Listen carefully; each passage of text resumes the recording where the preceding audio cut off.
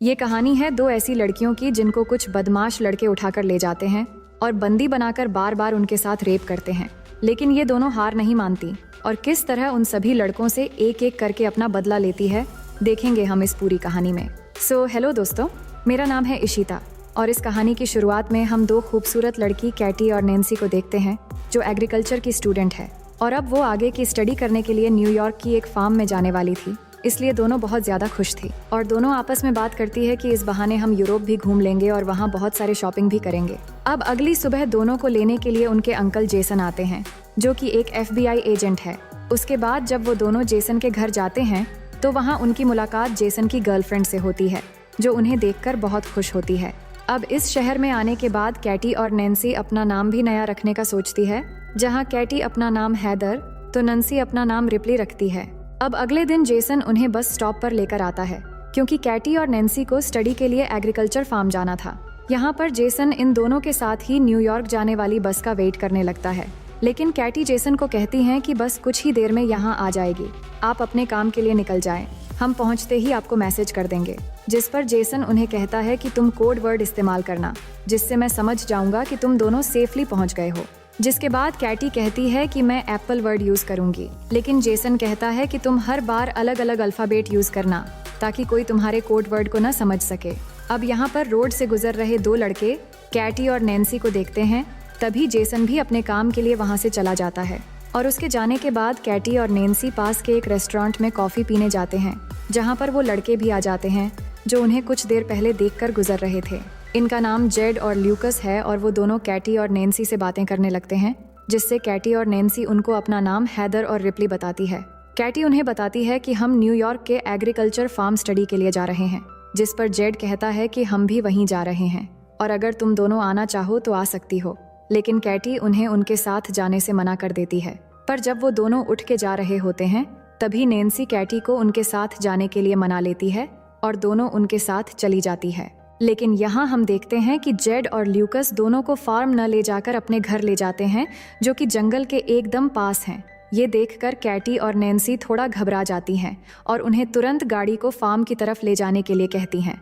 लेकिन तभी घर से जेड और ल्यूकस की मॉम आती हैं जो उन्हें बड़े ही प्यार से चाय पीने के लिए कहती हैं और दोनों को ये भी कहती हैं कि जेड और ल्यूकस बाद में तुम दोनों को छोड़ देंगे। अब जब वो दोनों चाय पी रहे होते हैं तभी कैटी के पास उनके अंकल जेसन का मैसेज आता है जिस पर कैटी उन्हें कोड वर्ड में एप्पल लिखकर रिप्लाई कर देती है, जिससे जेसन समझ जाता है कि वो दोनों सेफली फार्म में पहुंच चुके हैं। अब ल्यूकस की माँ उनको कुछ खाने के लिए देती है जिसे खाते ही कैटी और नैन्सी को नशा चढ़ने लगता है क्योंकि उस खाने में ड्रग्स मिला हुआ था और वो दोनों समझ जाती है कि उनके साथ कुछ गलत किया जा रहा है। जिसके बाद वो दोनों वहाँ से भागने की कोशिश करने लगती है, लेकिन थोड़ी दूर जाकर वो बेहोश हो जाती है। जिसके बाद जेड और ल्यूकस आकर उन्हें उठाकर वापस अपने घर में ले आते हैं। अब अगले दिन जब उन्हें होश आता है तो वो दोनों खुद को एक जंगल में पाती है और उनके हाथ लोहे की जंजीरों से बंधे हुए थे। ये देखकर दोनों बहुत ज्यादा डर जाती है और हेल्प के लिए चिल्लाने लगती है। तभी वहाँ जेड आता है और उन्हें बताता है कि तुम जंगल की एक ऐसी जगह पर हो जहाँ दूर दूर तक कोई भी इंसान नहीं है, इसलिए तुम्हारे चिल्लाने का कोई फायदा नहीं है। अब कुछ देर बाद वहाँ बोरिस नाम का एक आदमी आता है जो कैटी को उसका फोन दिखाता है और कहता है कि तुम्हारे फोन पर किसी जेसन नाम के आदमी ने मैसेज किया है जिसे तुमने पिछली बार मैसेज में एप्पल लिखकर भेजा था। वो दोनों से इसका मतलब पूछने लगता है, जिस पर कैटी बताती है कि एप्पल एक कोड वर्ड है जिसका मतलब है कि हम दोनों सेफ हैं। इसके बाद बोरिस जेसन को रिप्लाई करता हुआ लिखता है कि सब कुछ ठीक है और साथ में कोड वर्ड एप्पल भी लिख देता है। इसके बाद वो लोग कैटी और नैन्सी को उनके सामने ही नहाने के लिए फोर्स करते हैं। तभी शरीफ नाम का एक पुलिस ऑफिसर वहाँ आता है जिसे देखकर कैटी और नैन्सी उससे मदद मांगने लगती है, लेकिन कुछ देर बाद उन्हें पता चलता है कि वो पुलिस ऑफिसर भी जेड और ल्यूकस से मिला हुआ है और ये देखकर वो दोनों और भी ज्यादा डर जाती है। अब यहाँ कैटी और नैन्सी उन लोगों को समझाने की कोशिश करती है कि प्लीज हमें यहाँ से जाने दो, हम किसी को कुछ नहीं बताएंगे और तुम लोग चाहो तो हम तुम्हें बहुत सारे पैसे भी दे देंगे, लेकिन वो उनकी एक भी बात नहीं सुनते। जिसके बाद हम देखते हैं कि वो पुलिस वाला वायाग्रा की टेबलेट खाता है और अपने लिए कैटी को चूज करता है। इसके बाद हम उस पुलिस ऑफिसर को कैटी के कंटेनर से बाहर आते देखते हैं, जिससे हमें पता लगता है कि उसने कैटी के साथ जबरदस्ती किया है। वहीं दूसरी ओर हम जेसन को देखते हैं जिसको कैटी और नैन्सी की बहुत चिंता हो रही थी क्योंकि कैटी ने मैसेज में एप्पल वर्ड को दोबारा इस्तेमाल किया था और उधर वो लोग नैन्सी के कंटेनर में एक सनकी और नशेड़ी आदमी को भेजते हैं, जो अंदर जाकर नैन्सी के पेट पर जलती हुई सिगरेट लगा देता है और वो जोर जोर से चीखने चिल्लाने लगती है और उसके बाद वो नैन्सी के साथ जबरदस्ती करता है। यहाँ पर ये सभी लोग हैवानियत की सारी हदें पार कर चुके थे। असल में ये लोग कैटी और नैन्सी से जबरदस्ती धंधा करवा रहे थे। वहीं जेसन कैटी और नैन्सी के बारे में पता लगाने के लिए न्यूयॉर्क एग्रीकल्चर फार्म में कॉल करता है तो उसे पता लगता है कि वो दोनों एक बार भी यहाँ नहीं आए, जिससे जेसन समझ जाता है कि वो दोनों किसी बड़ी मुसीबत में है, इसलिए वो तुरंत उन्हें ढूंढने के लिए निकल जाता है। वहीं कैटी और नैन्सी के साथ और भी ज्यादा बुरा हो रहा था, क्योंकि अब जो अगला कस्टमर था उसके आने से पहले जेड और ल्यूकस दोनों लड़कियों के मुंह पर मास्क पहना देते हैं और वो कस्टमर भी एक पिग वाला मास्क पहन लेता है। इसके बाद जेड और ल्यूकस उस कस्टमर को कैटी और नैन्सी के चेहरे से मास्क उतारकर उनके चेहरे दिखाता है, जिससे दोनों लड़कियां उस पिग मास्क वाले आदमी को देखकर और भी ज्यादा डर जाती हैं और जोर जोर से चिल्लाने लगती है।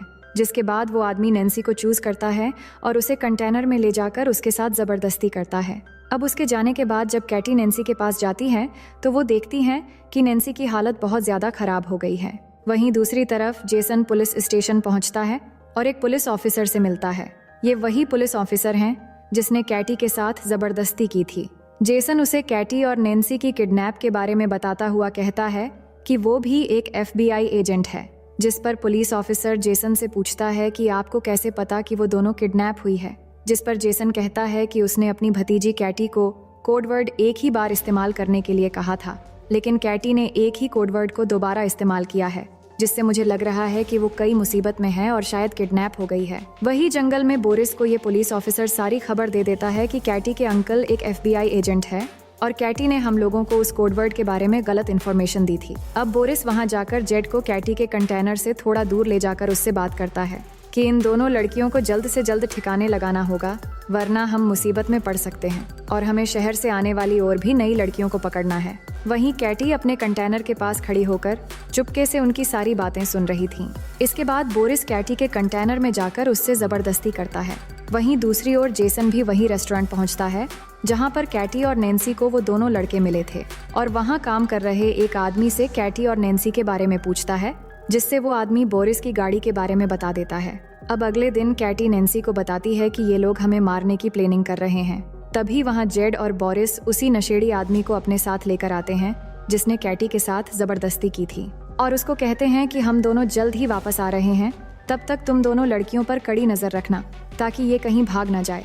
अब उनके वहां से जाते ही कैटी उस नशेड़ी को अपनी ओर अट्रैक्ट करने लगती है और उसे अपने साथ इंटीमेट होने के लिए उकसाती है और ऐसा करते हुए जैसे ही वो उस नशेड़ी के करीब जाती है तो वो उसके गले पर जोर से काट देती है, जिससे उसके गले से खून निकलने लगता है और वहीं पर उस नशेड़ी की मौत हो जाती है। इसके बाद वो दोनों अपनी हथकड़ियां खोलकर वहां पर छुप जाती है और जब वो पुलिस वाला यहाँ पहुँचता है तो वो दोनों चुपके से उसकी गाड़ी लेकर यहाँ से भाग जाती है। इसके बाद ये दोनों एक मॉल में जाती है और बहुत सारे अजीब सामान खरीदती है, जैसे कि हथौड़े, कुल्हाड़ी, टेनिस बॉल और बहुत सारे कीले और बहुत खतरनाक हथियार। इसके बाद वो मॉल की कैशियर के पास जाकर उससे बोरिस के घर का एड्रेस पूछती है, जिस पर वो उन्हें बोरिस का एड्रेस बता देता है। वही जेसन बोरिस के कार इंश्योरेंस कंपनी में पहुंचता है जहां पर उसे बोरिस के घर का पता मिल जाता है। वहीं हम देखते हैं कि बोरिस अपने घर पर म्यूजिक लगाकर एंजॉय कर रहा होता है। तभी वहां कैटी और नैन्सी आ जाती हैं और टेनिस बॉल पर बहुत सारी कीलें लगाकर उसके मुंह पे मारती हैं, जिससे वो बेहोश हो जाता है।